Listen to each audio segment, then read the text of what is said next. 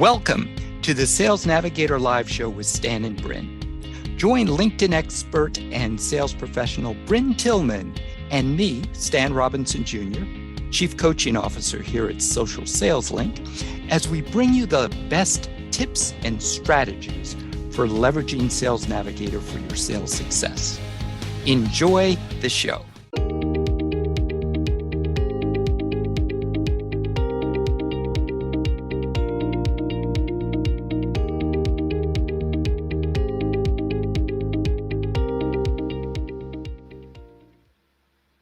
Hi, Stan. Hey, Bryn. Howdy. Now, if I didn't know better, I would think you were in a new location, but I understand it's not that far. Yeah, for those of you watching live, we refinished our basement and I thought I'd work from here today. So calling from the underground. There you go. There you go. So the good fun. underground. Yeah, no, it's been fun. I've enjoyed working down here just for a little change of pace. Yes, it's nice to have those options. It is. So I'm very, very excited today for two reasons. The first reason is our topic, which is like huge, that I'll let you announce in a minute. But the second one is, it's going to start to sound like not good news, but it is good news. This is our last podcast of Sales Nav with Stan and Bryn, but we are merging into Making Sales Social. So welcome, Stan, to the Making Sales Social co-hosting team. Thank you. We're thrilled to have the trifecta, Bob Woods, yourself, and myself on the Making Sales Social podcast. But what a way to end this podcast with the mother of all reports. Let's talk about this a little bit. Yes. So LinkedIn Sales Solutions and I believe it was just last week, announced a brand new report done by a third-party company. It involved Ipsos. Yes, thank you. And it involved extensive research in terms of the number of sellers that they surveyed and buyers as well, which was some great insights in terms of buyers, which is always helpful. So we wanted to kind of bring you high level some of the highlights from the new B2B sales playbook. It's a nice long title from LinkedIn Sales Solutions, but they called it a B2B sales playbook, and it's filled with great actionable advice and stats. Yeah. I'm really excited to talk about this, and we've kind of drilled it down because this could be, and probably will be, an entire course in of itself. But there were some major takeaways from this, so I'll let you get started. I can't wait to dive in. Yes, so I'm going to kind of flip back and forth here. Let me pull this over here. So it's on today because the report was extensive. And there were 10 behaviors that the research identified that helped set the very top salespeople and what they call deep sellers apart from everyone else. And one of the things that they found were, and as we go over these 10 behaviors, you'll see how this all comes together. But the top performers did 10 things consistently, and top performers were twice as likely to hit or exceed their quota as everybody else. So the people that are doing these 10 behaviors that we're going to share with you, and the reason we're sharing them is because anyone can do them. It's just a matter of knowing what they are and applying consistently doing them. Yeah, I love it. So let's get started with number one. So interestingly enough, and thank you, and that makes it so much easier. The themes are research, relationships, and probably relationships again. Right, because they call it hidden allies. Yeah. Which to me you're right. And that's the first time I'm thinking about this, but it really is doubling down on relationships. Yeah. Yep. But one of the first of the 10, research prospects. And as you see, well, those who are watching can see, but let me go ahead and read it for those who are listening. Research prospects do significantly more research on prospects before outreach. The top sellers did it much more than they did 12 months ago. So the key is you need to know who you're talking to. Mm-hmm. Bryn, I know you have many stories of people calling you, offering LinkedIn training and all kinds of great stuff, which are examples of what not to do. Yeah. So here's and I'm going to start with the easiest thing is our 2x2. Find 2 things about someone, spend 2 minutes finding 2 things about someone before you get on a call. But I'll tell you, Sam, one of my big frustrations / pet peeves, and I hate to have pet peeves, but this is a big one for me, is almost every single one of my phone calls stems from a LinkedIn connection or a LinkedIn engagement.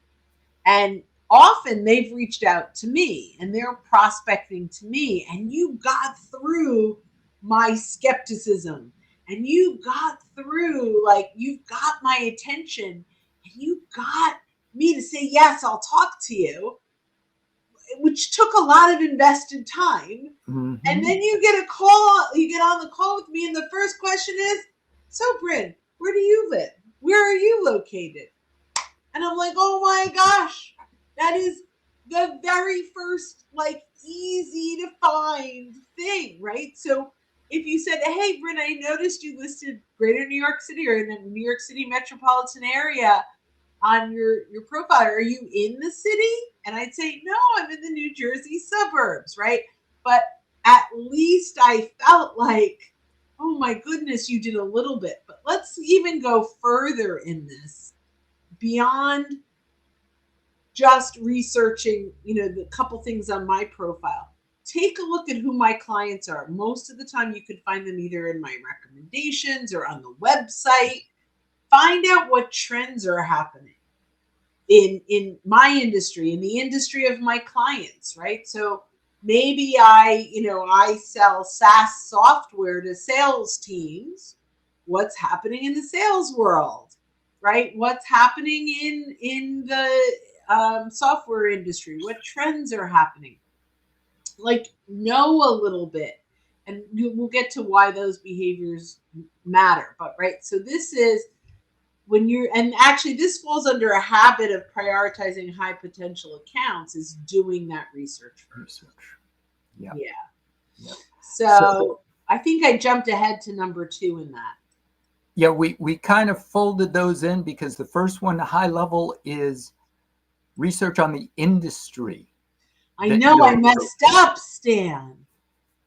Yeah, no, that part's okay because you also covered number 2, which is research before reach out. I read it the exact same way. That's so funny. Research and fortune. I'm like, research customers. Yeah. So when you're contacting prospects, they appreciate the fact that you've done your research. Mm-hmm. Conversely, it's very obvious when you haven't done your research, and then you're starting off on the wrong foot. So don't do that. Now, when we say, how do you decide what model to invest time, energy, and money in? This is from something else. I remember exactly what it is because it had to do with recurring revenue models. But I know that in this list of 10, the first one is prioritizing industry research to give you an edge over competitors. Research before you reach out is something that's appreciated. People appreciate the fact that you've taken the time to spend some time on their LinkedIn profile, learn a little bit about them so you can personalize the conversation. And then the third one is using sales intelligence tools to prioritize your highest value accounts. Because one of the things that the top sellers do is they they manage their activities very effectively. And a lot of times we'll call it time management. But truth be told, we can't manage time. It's going to go by regardless, but we can manage our activities. So using sales intelligence tools like sales intelligence software, and there are many of them out there. Sales Navigator is a huge one to help prioritize the accounts you're going to spend most of your time with.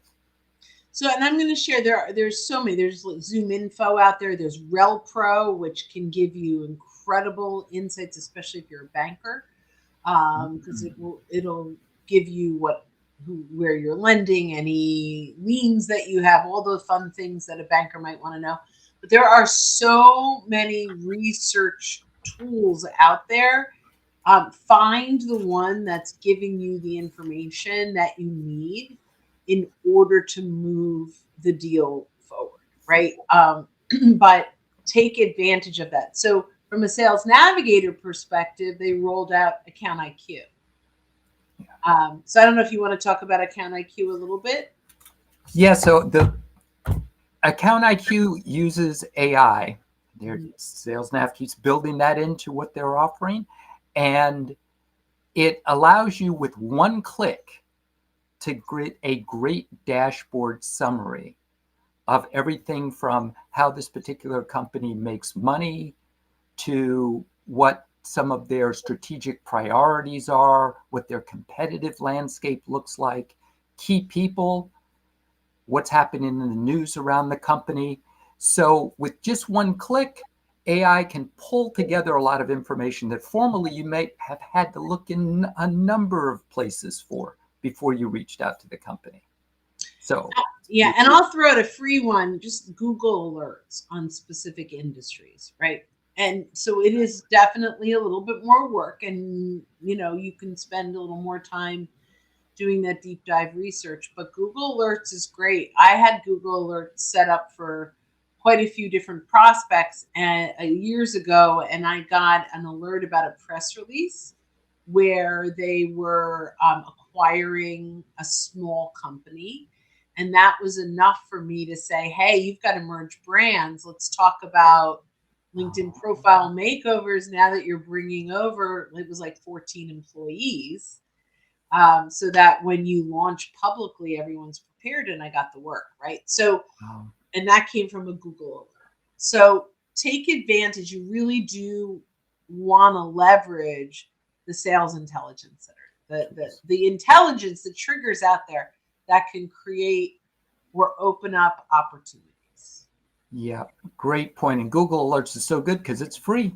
Yeah. You just go there, and if you're not sure how to do it, just Google Alerts, and you'll be good to go. That's right. Now, Google will teach you how to use Google Alerts. That's very good. So number 4, create warm paths through connections. And by that, we mean researching and identifying people in the networks of the people that you're reaching out to, like current teammates, former colleagues, connections from working at the company that you're targeting.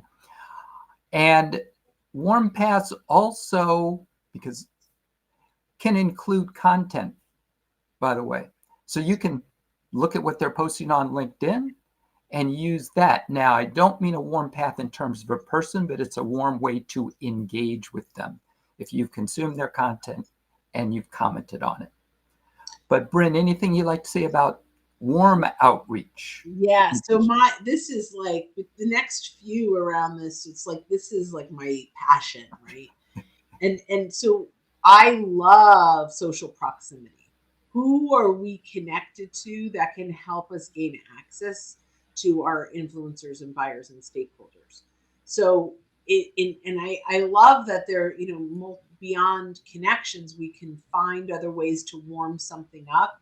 But these pathways through identifying specific people that we have in common, and by the way, if you have Sales Navigator in a large company, Team Link is a way that you could find coworkers that might have connections, to find even former colleagues, or maybe you can identify clients that are connected to people.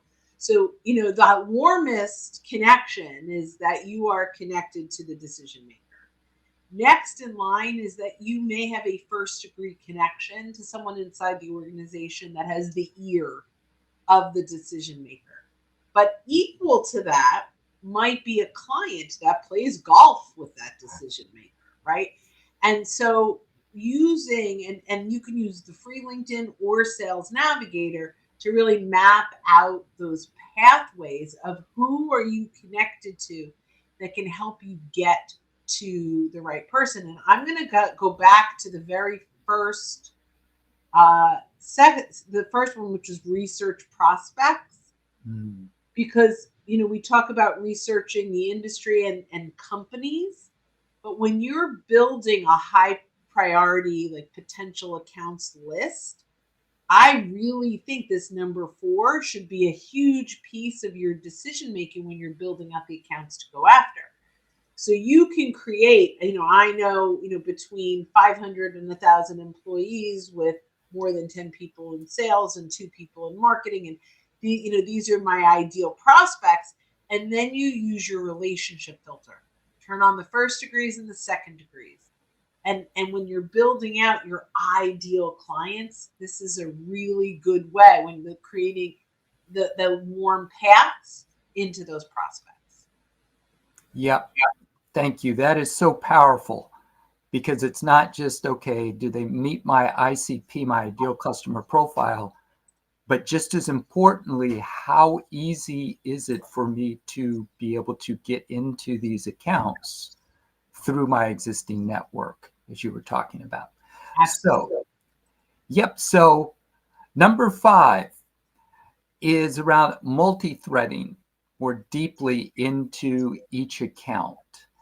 And multi-threading is a fancy way of saying, hey, you want to have multiple connections within any given company, because the buying committee seems to keep expanding in terms of how many people within a company are involved in purchasing decisions, especially with larger companies. So related to that, because it looks like this is both 5 and 6, establish at least 7. Did I do that? Nope, that's 5. That's 5. Multi-thread deeply into each account, establish at least 7 relationships. Yep, I think that's all 5. And then let me. The next one is utilize social networks, but I want to talk about multi-threading for a second. Yeah. Before we jump into the next one, and I have the report open, so apologies. But multi-threading. Here's the thing: is we learned from the challenger sale and then the challenger customer. So the challenger sale was we're probably talking 17, 18 years ago by now. I'm not even sure. Like it was published many years ago, but it was based on data and a study. It was a 10-year study about salespeople. So that was the challenger sale.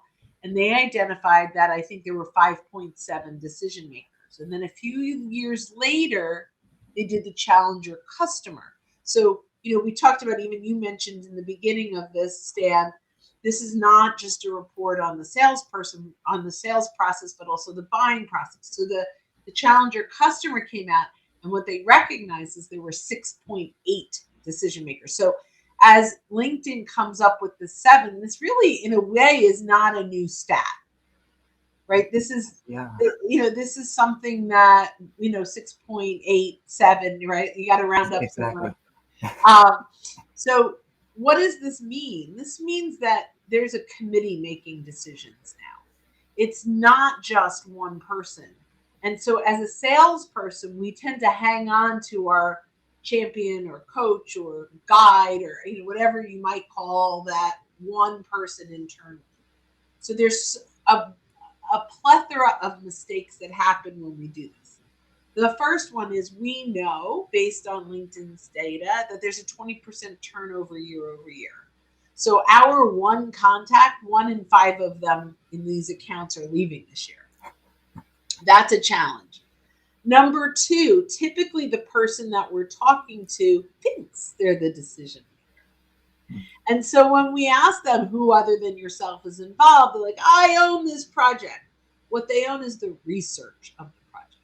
Really, right? They're not owning, unless it's the CEO of a small company and that's your decision maker. But if you are selling any kind of enterprise sale, you are going to have multiple people. Now, I will even tell you, I had a CEO, this was from an old company back in the day, a company we both worked for, but I worked for where the CEO made a decision, a verbal decision to bring on our company as a collections company for their receivables.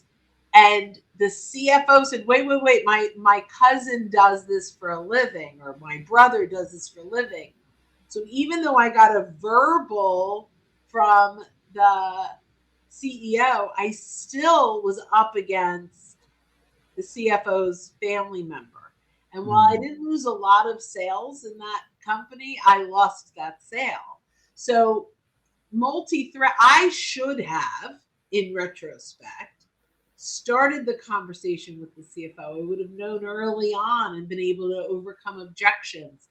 If I had multi-threaded, even though there were only two people to multi-thread inside of that organization, I would have known the priorities. I would have known what I was up against. I would have known. And I lost it because I single threaded, even though I thought, hey, it's the CEO. Yeah.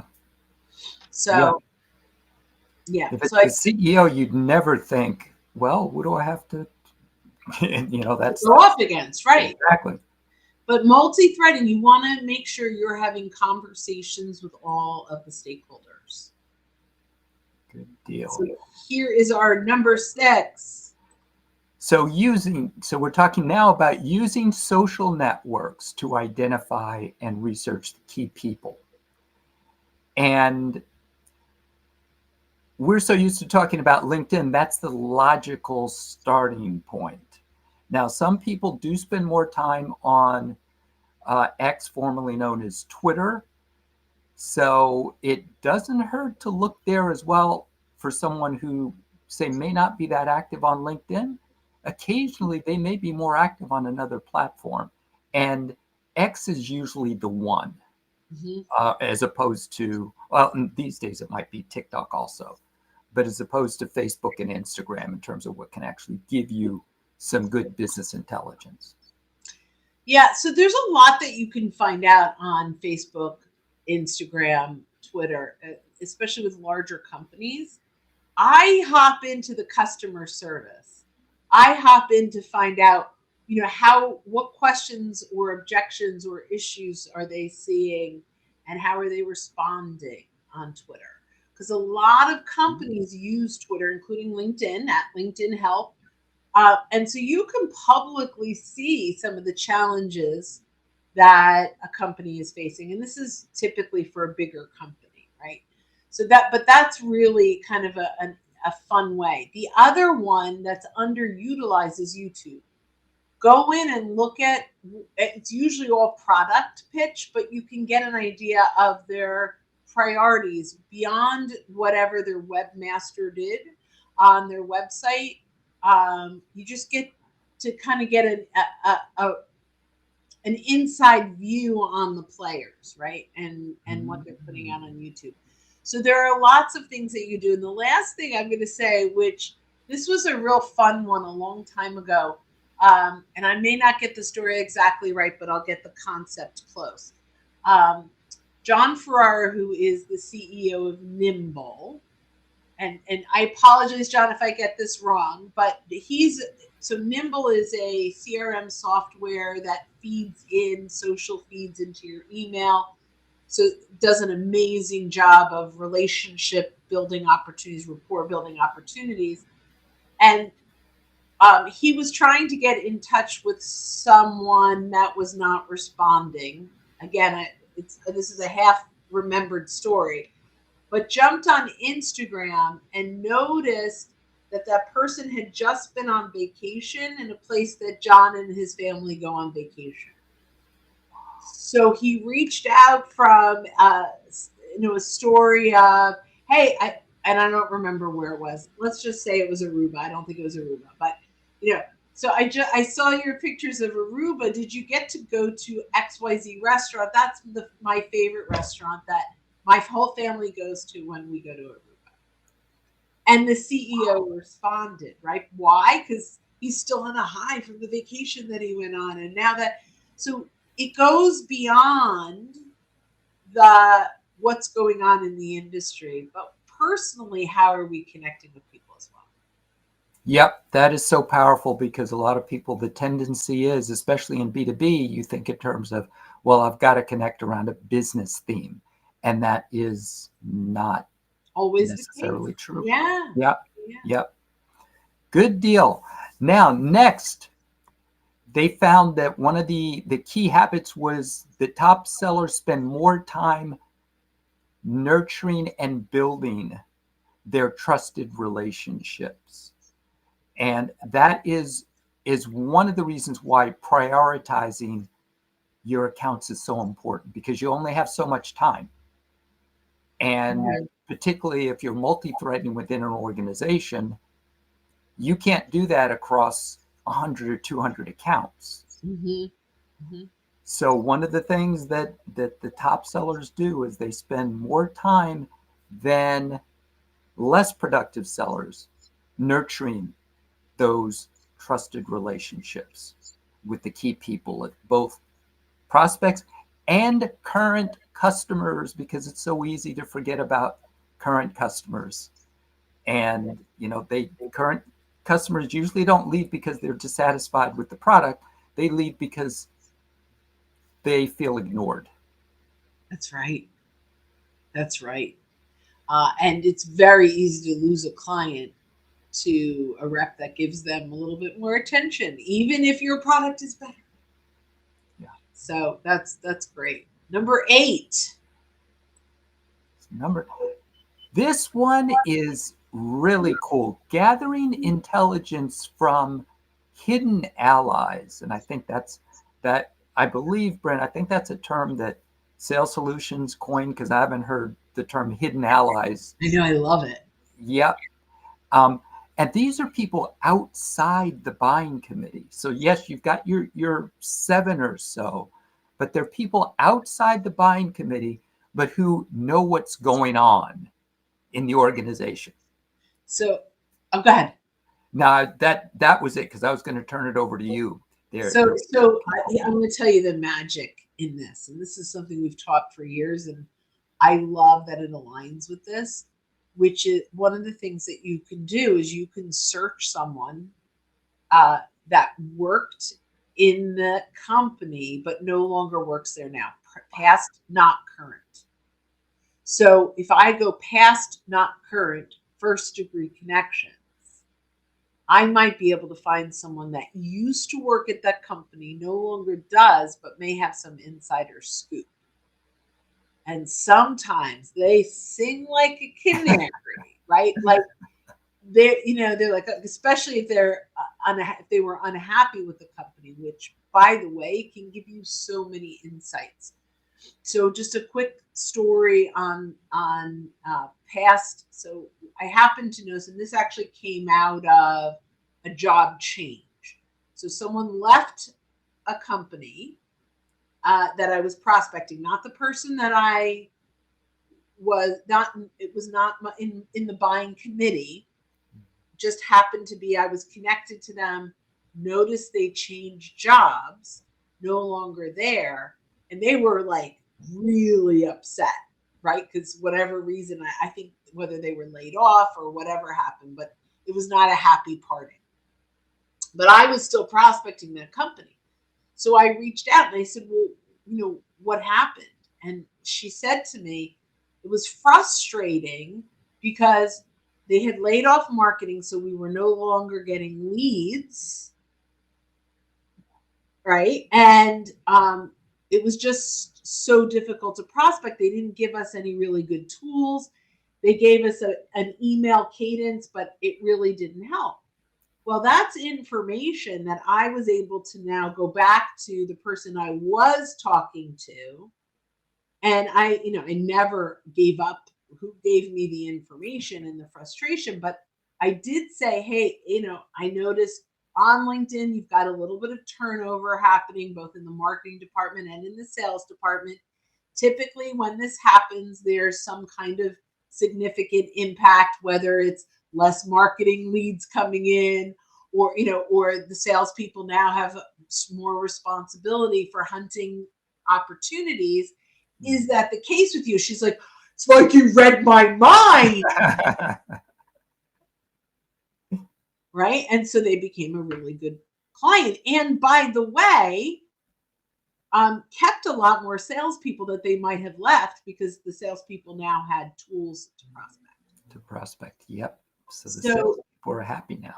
Yeah. So that's just kind of one way that gathering intel from hidden allies, not just in the company, but that used to work in the company, is a big one. So yes, that's my story on that. I have so many stories, Stan. Yes, well, that part's good because it makes it real. It is real. Oh, that's how it actually happens. Right. So that's yeah. right. Yeah. So yep. So take advantage of past, not current searches. Yeah. Number 9. So let's see what. Monitor social networks. So it's identify the best time to reach out to decision makers with relevant communication by monitoring your social networks and setting up alerts. Mm-hmm. So this, I think, is a little self-serving on LinkedIn's part. And this was the one. So I agree, monitoring social networks, identifying best time to reach out, not time of day, but the best time in the buying or the sales process, reach out to decision makers with relevant communications. So for example, what triggers, what are happening inside of the company that say, hey, this is an open opportunity for me to provide some insights based on what I see is happening internally. Here is something. Now I know they used a third party, so they used Ipsos. But when they say their social networks and setting up alerts, well, I guess you could say Google Alerts or alerts. Yeah. Okay.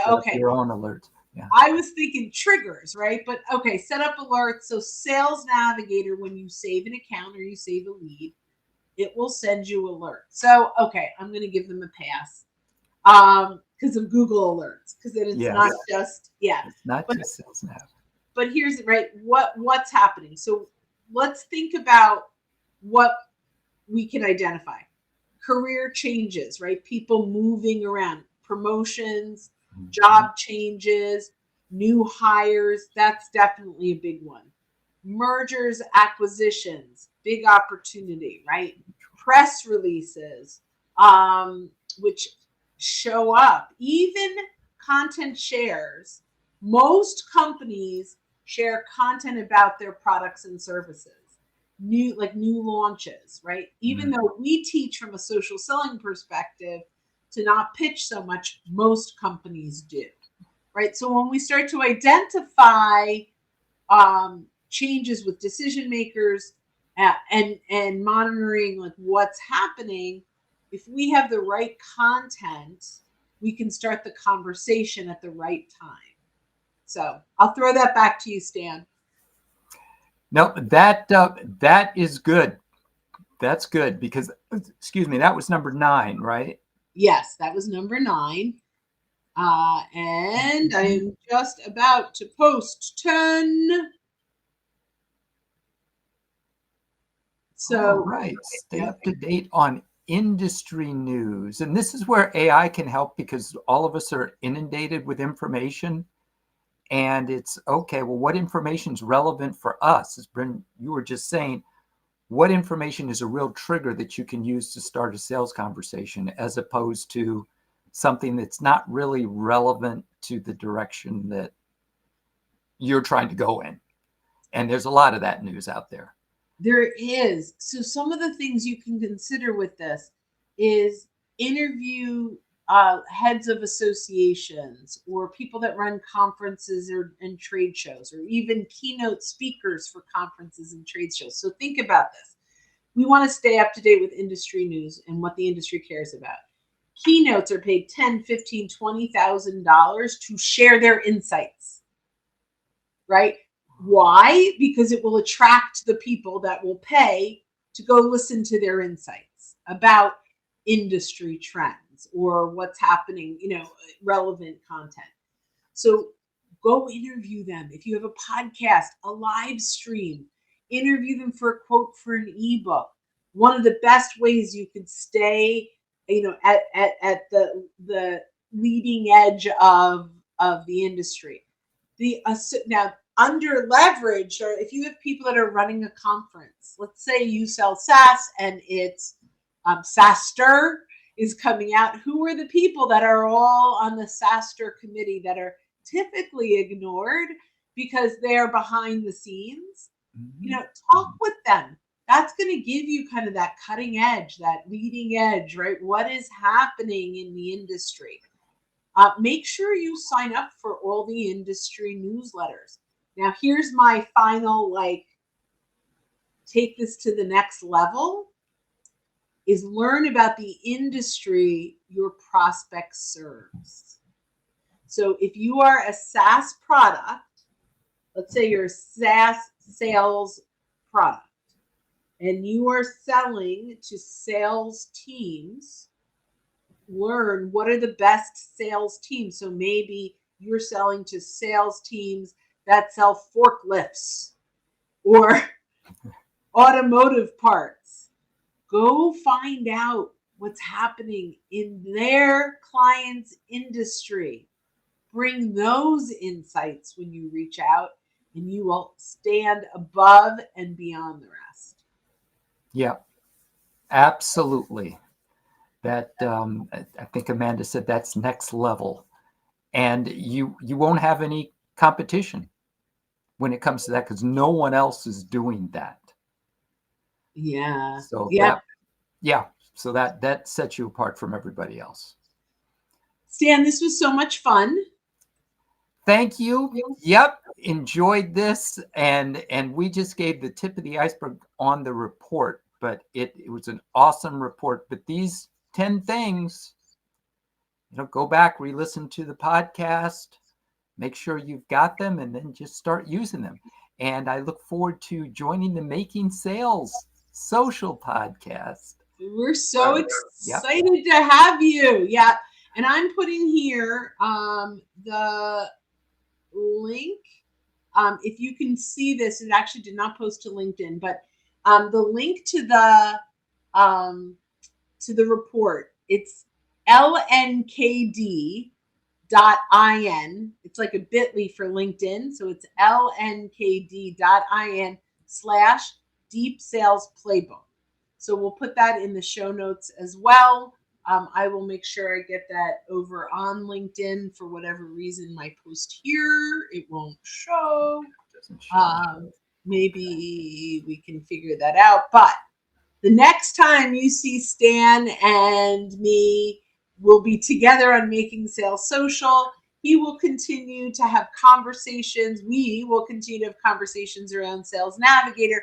We just decided to merge us all together. It made the most sense. So thank you, our loyal listeners, and we'll see you on the other side.